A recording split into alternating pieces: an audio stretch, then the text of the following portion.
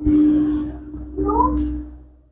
Students, तो आज हम सॉल्व करने वाले हैं exercise 3.1 from chapter number 3 pair of linear equation in two variable, question number 6। Okay, इससे पहले सारी वीडियो जो भी वीडियोस मैंने डाले उसमें क्वेश्चन नंबर 1 to 5 हम सॉल्व कर चुके हैं।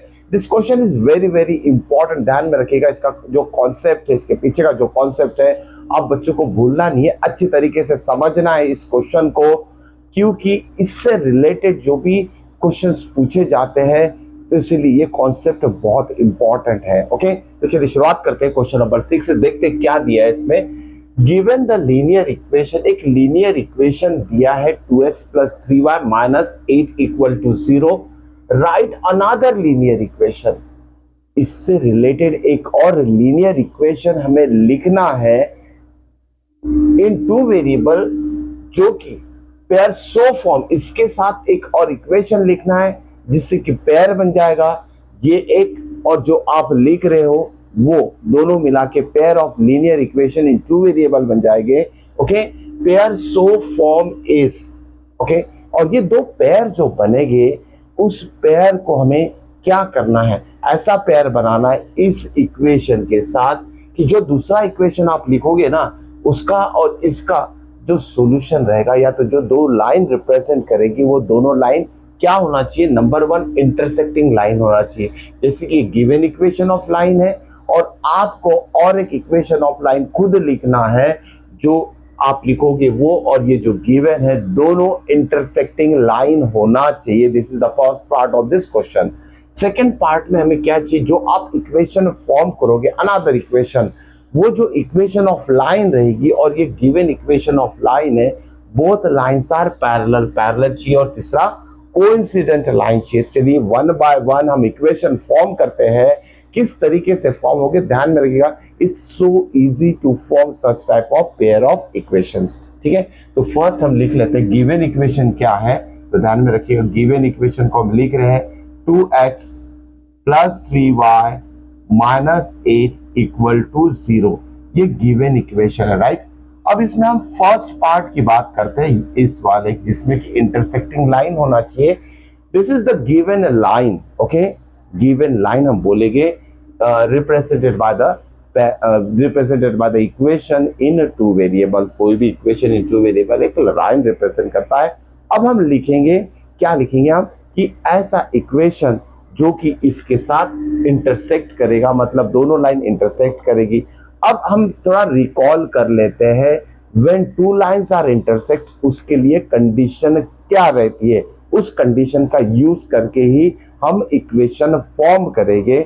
ओके, और वो इक्वेशन ऑफ लाइन और ये गिवन इक्वेशन ऑफ लाइन दोनों इंटरसेक्टिंग रहेंगे। ओके, चलिए, you know condition for intersecting line क्या होती है, a1 by a2 is not equal to b1 by b2। Okay, ये कंडीशन मैं ऑलरेडी बहुत बार डिस्कस कर चुका बच्चों आपको के साथ में प्रीवियस वीडियो में। तो ये चीज याद में रखना है आपको कि जब ये a1 by a2 b1 by b2 equal नहीं रहेगा, okay, for pair of linear equation in two variable, so such two lines are said to be intersecting lines, मतलब वो दोनों लाइन जो है एक पॉइंट में आपस में कट करेगी या तो इंटरसेक्ट करेगी एट वन पॉइंट। ओके, तो इस कंडीशन के लिए और भी बातें मैंने बताया कि इसमें यूनिक सॉल्यूशन रहेगा, लाइंस आर इंटरसेक्टिंग रहेगा और गिवन इक्वेशन कंसिस्टेंट रहेगी। तो ये सारी बातें आपको बार बार रिपीट करना है और याद में रखना है। ठीक है, तो चलिए अब इक्वेशन फॉर्म कर लेते हैं।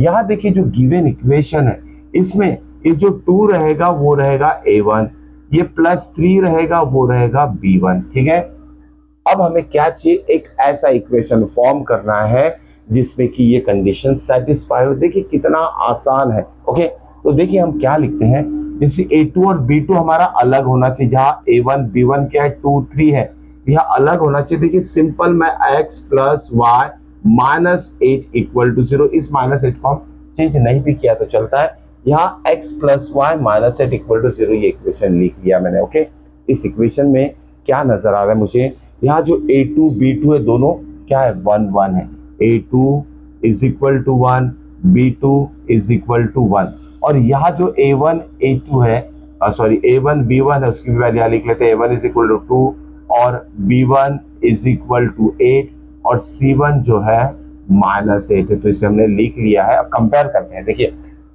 A1/A2 कितना आ रहा है 2/1, ठीक है। यहाँ A1/A2 कितना आ रहा है यही लिखेंगे हम। A1/A2 कितना आ रहा है 2/1, ओके। तो और B1/B2 कितना आ रहा है B1/B2 इज इक्वल टू क्या है हमारा 8, okay. B1 is not 8, it is 3, ठीक है।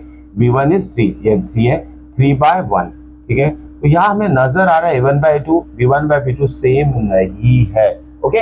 तो इससे लिख सकते हैं कि this is the another pair of equation जो कि गिवन लाइन के साथ, या तो ये दूसरा पेयर हो जाएगा इसी का, ओके। तो ये इक्वेशन हमने लिखा है और ये इक्वेशन जो लाइन रिप्रेजेंट कर रहा है दोनों इंटरसेक्टिंग लाइन है, जिससे कि गिवन कंडीशन भी ये सेटिस्फाई कर रहा है। ऐसे आप बहुत सारे इक्वेशंस बना सकते हैं। देखिए अब और एक इक्वेशन हम लिख लेते हैं, जैसे कि ओरली हम चेक कर लेते हैं कि ये इक्वल नहीं होना चाहिए। तो देखिए 2 3 है तो 3 2 कर दीजिए आप। 3x plus 2y minus 8 equal to 0। जरूरी नहीं कि -8 है तो उसको चेंज नहीं करेंगे, इस नंबर को भी आप चेंज कर सकते हैं, ओके। और लिख लेते हैं, देखिए x माइनस 2y, चलिए प्लस 1 लिख लेते हैं इक्वल टू 0। इसमें भी नजर आ रहा है कि हमारा ये जो A2 B2 है और ये A1 B1 है, यहाँ रेशियो क्या आ रहा है 2/1 and 3/-2। A1/2 B1/2 ratio equal नहीं है इसमें। तो ऐसे बहुत सारे इक्वेशंस आप फॉर्म कर सकते हैं।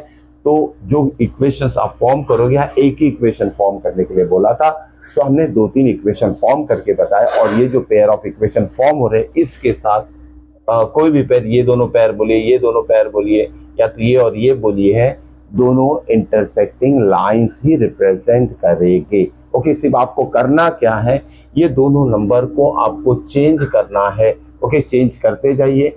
अगर आपको इसको -8 को नहीं भी चेंज किया तो कोई दिक्कत नहीं आएगी। सिर्फ आपको ध्यान में रखना है x और y वेरिएबल जो है इसको अलग अलग लेकर आपको इक्वेशंस फॉर्म करते जाना है। जितने भी पेयर बनेंगे all represent intersecting lines, okay. तो ये फर्स्ट पार्ट हो चुका है। चलिए सेकंड पार्ट देखते हैं। सेकंड पार्ट में क्या पूछा है।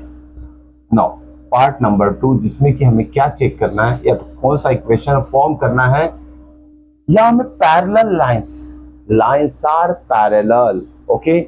इसके लिए भी कंडीशन मैंने ऑलरेडी बता चुका हूं आप बच्चों सबको कि किस तरीके से अगर दो लाइन पैरेलल है तो कौन सी कंडीशन वो सेटिस्फाई करती है। तो चलिए लिख लेते हैं पैरेलल लाइंस के लिए क्या होगा, ठीक है।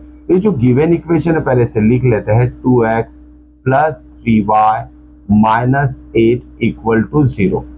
चलिए A1 B1 और C1 भी लिख लेते हैं। A1 is equal to 2, B1 is equal to 3 and C1 is equal to -8, okay. अब हमें क्या करना है, एक और इक्वेशन फॉर्म करना है लाइन का, और वो जो लाइन का इक्वेशन हम फॉर्म करेंगे और ये जो गिवन इक्वेशन ऑफ लाइन है, दोनों लाइन पैरेलल हमें चाहिए। तो किस तरीके से होगा देख लेते हैं। सबसे पहले कंडीशन क्या रहेगी पैरेलल लाइंस के लिए वो हम समझ लेते हैं। हमें कंडीशन ये सेटिस्फाई करना चाहिए जिसके वजह से दो लाइन पैरेलल होगी। A1/A2 B1/B2 is equal to C1/C2। अगर ये तीनों रेशियोज की वैल्यू अगर इक्वल आएगी तभी जो लाइंस है वो पैरेलल होगी, ओके। तो गिवन इक्वेशन तो यहाँ दिया है। अब हमें एक और इक्वेशन फॉर्म करना है और वो इक्वेशन इस तरीके से फॉर्म करना कि वो इस लाइन से पैरेलल होना चाहिए। अब देखिए इक्वल लाने के लिए हमें क्या करना है, ओके। इक्वल लाने के लिए क्या करना है, देखिए 2x है तो काम कर लेते हैं, सिर्फ डबल कर लीजिए इसको। डबल मतलब 2 का डबल कितना होगा 4x, 3 का डबल कितना होगा 3y का डबल कितना होगा 6y, और 8 का डबल कितना होगा 16 इज इक्वल टू 0। ये इक्वेशन मैंने फॉर्म कर लिया है, ठीक है। तो ये जो इक्वेशन मैंने फॉर्म किया है और ये जो गिवन इक्वेशन है दोनों लाइन रिप्रेजेंट कर रहे हैं और ये दोनों लाइन पैरेलल रहेंगे। अब इसे प्रूफ करके देखते हैं। रेशियो इक्वल आना चाहिए। चलिए 2/4 कितना होगा A1/2, 2/4 कितना होगा 2 डिवाइडेड बाय 4 मीन्स 1/2। चलिए B1/B2 3/6 कितना होगा, अगेन 1/2 आ रहा है। -8 अपॉन -16 भी 1/2, तो तीनों रेशियो की वैल्यू 1/2 आएगी, ओके। तो ये हो गया हमारा एक इक्वेशन। अब मैं एक ही इक्वेशन इसमें फॉर्म करना है, लेकिन मैं और भी इक्वेशन आप बच्चों को फॉर्म करके बताऊंगा। ठीक है, तो देखिए एक और इक्वेशन फॉर्म कर लेते, ये तो हो गया। चलिए जैसे इसे 2 से मल्टीप्लाई किए तो 3 से भी कर लीजिए आप। ठीक है, 3 से भी मल्टीप्लाई करेंगे हर एक नंबर को, तो जो न्यू इक्वेशन फॉर्म होगा वो भी क्या रिप्रेजेंट करेगा, ओके, इसके साथ पैरेलल लाइंस। ओके, तो आपको करना क्या है, जो भी वेरिएबल्स दिए हैं उसको किसी पर्टिकुलर नंबर से, छोटे से नंबर से मल्टीप्लाई कर दीजिए, नया इक्वेशन फॉर्म होगा, और वो जो नया इक्वेशन है और गिवन इक्वेशन ऑफ लाइन है दोनों पैरेलल रहेगी। सिंपल सा ट्रिक है। चलिए 3 से मल्टीप्लाई करते कितना हो जाएगा, 3 टू द 6, ठीक है, 6x प्लस 3 से मल्टीप्लाई करना है, 3 3 जा 9 माइनस 3 4 3 8 जा 24 इक्वल टू 0। इसका भी रेशियो हम चेक कर लेंगे। यहाँ देखिए क्या आ रहा है, 2/6 मतलब कितना आएगा, 3। ठीक है, 2/6 मतलब कितना आएगा, यहाँ 3 मतलब 1/3। उसके बाद 3 बाय, सॉरी इसे हमें 3 से मल्टीप्लाई करना तो ये 9 होगा। ठीक है, 3 डिवाइडेड बाय 9 कितना होगा, फिर से 1/3 आएगा। ठीक है, उसके बाद माइनस 8 डिवाइडेड बाय -24, इसका भी आंसर आएगा 1/3। तो सिंपल सा तरीका आप बच्चों को समझ में आ चुका होगा। पैरेलल लाइंस के लिए अगर इक्वेशन फॉर्म करना है, एक इक्वेशन दिया है दूसरा फॉर्म करना है, तो जो गिवन इक्वेशन है इसके सारे टर्म को पर्टिकुलर नंबर से मल्टीप्लाई कर दीजिए, जो भी न्यू इक्वेशंस फॉर्म होगी इस तरीके से। ये जो न्यू इक्वेशन है गिवन इक्वेशन से कभी भी पैरेलल रहेगी, means lines are said to be parallel to one another. Okay, hope so कि ये पार्ट भी समझ में आ चुका होगा। नाउ थर्ड पार्ट जिसमें कि कोइंसिडेंट लाइंस हमें चाहिए, coincident lines. Okay, lines coincident का मतलब क्या होता है, एक के ऊपर वो एक लाइस करेगी, one line lies on another one. जैसे ये एक लाइन हो गई, इसी के ऊपर दूसरी लाइन लाई करेगी, मतलब दोनों लाइन एक ही रिप्रेजेंट किया जाएगा, ध्यान में रखिएगा। तो गिवन इक्वेशन हमने फिर से लिख लिया है, तो चलिए A1 A2 सॉरी B1 और C1 की वैल्यूज फिर से लिख लेते हैं, इज इक्वल टू -8। ओके, अब थर्ड कंडीशन जो है कंडीशन नंबर 3 इस सेटिस्फाई करने के लिए हमें और एक इक्वेशन फॉर्म करना पड़ेगा, और वो जो इक्वेशन ऑफ लाइन रहेगा वो इसके साथ क्या होना चाहिए, कोइंसिडेंट होना चाहिए।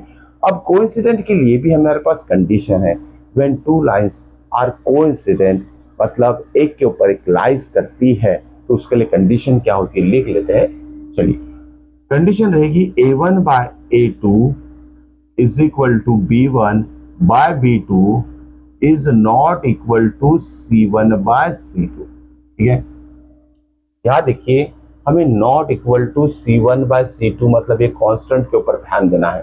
ठीक है, तो करना क्या है, यहाँ देखिए अब अगर हम लिख लेते हैं एक इक्वेशन फर्स्ट, बहुत आसान है। देखिए ये x वाला टर्म और y वाले टर्म को वैसे ही रहने देते हैं, और यहाँ कुछ और लिख लेते हैं, हम यहाँ कुछ और लिख लेते हैं, जैसे कुछ भी लिख सकते हैं, +2 लिख लीजिए। Okay, equal to 0। तो ये जो नया इक्वेशन है देखिए, भले एक्स वाई कोऑर्डिनेट सेम है लेकिन कांस्टेंट एंड डिफरेंट है, इसलिए ये अलग इक्वेशन कहलाएगा।